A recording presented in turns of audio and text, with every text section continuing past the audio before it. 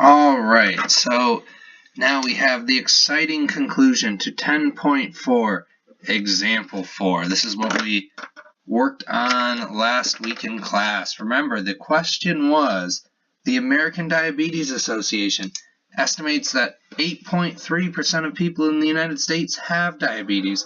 Suppose that a medical lab has developed a simple diagnostic test for diabetes that is 98% accurate for people who have the disease and 95% accurate for people who do not have it.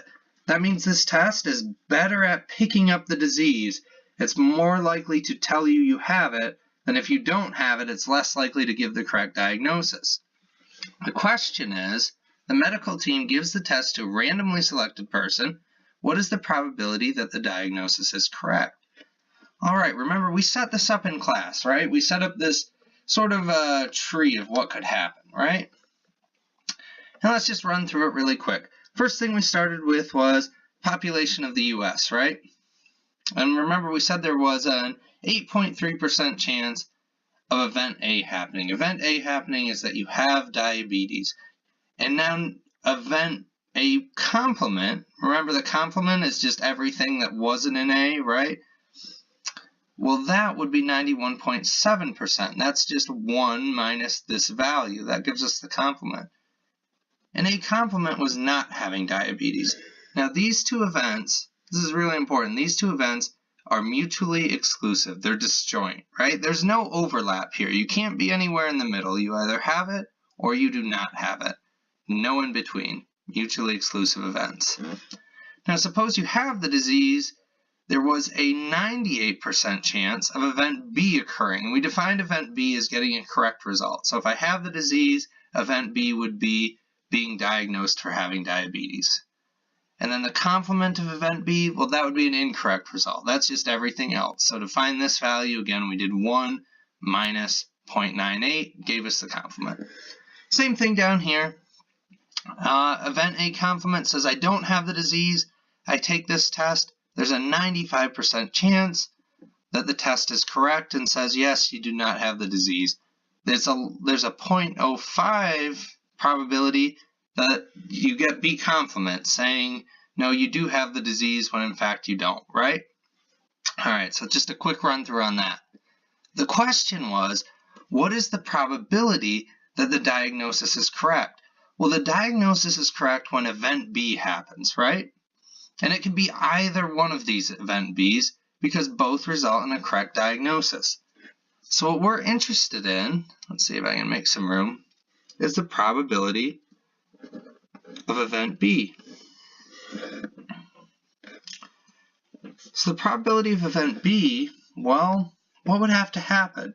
In order to get to event B, event A would have to happen and then B, or event A prime would have to happen and then event B, right?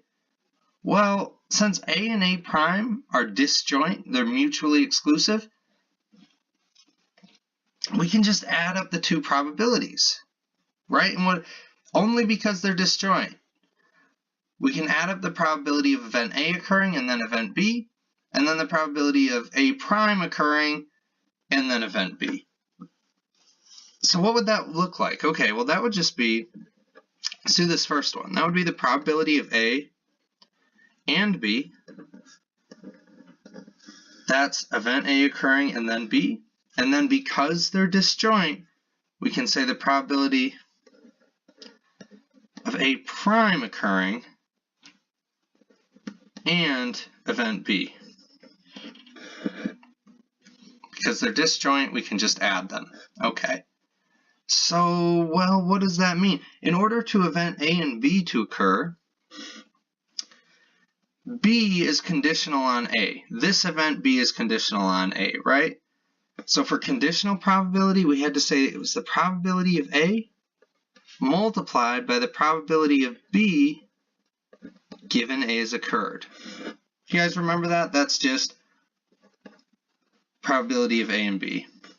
And then we'll add that to our same exact process, right? Probability of A prime multiplied by the probability of B given that A prime has occurred.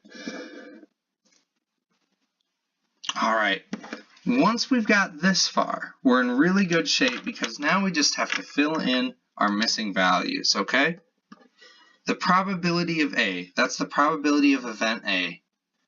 Probability of that occurring was 0.083, so we can just fill that in, 0.083. Then we multiply that by the probability of B given A. Well, they tell us right in the question that if you have the disease, the accuracy is 98%. So this is already the probability of B given A. We don't have to change it at all.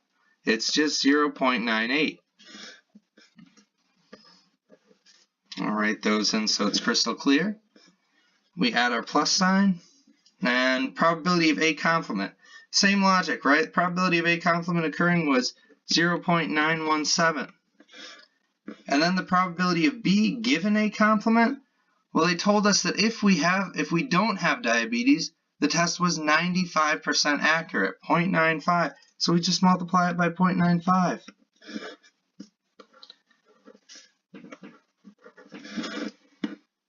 There we go. So now we do order of operations, right? We would multiply these two out, add both results together. And you should end up with about 0.952. And that's the result. That's what they were asking. So there's a correct diagnosis about 95.2% of the time. There it is. That's the answer. All right, I hope that clears things up for you guys, and I hope the result was worth the wait. I know some of you were really eager to get to the end of this problem. If you had any questions on this, if things still aren't crystal clear, maybe try watching the video again, or ask either Mr. Lamb or myself.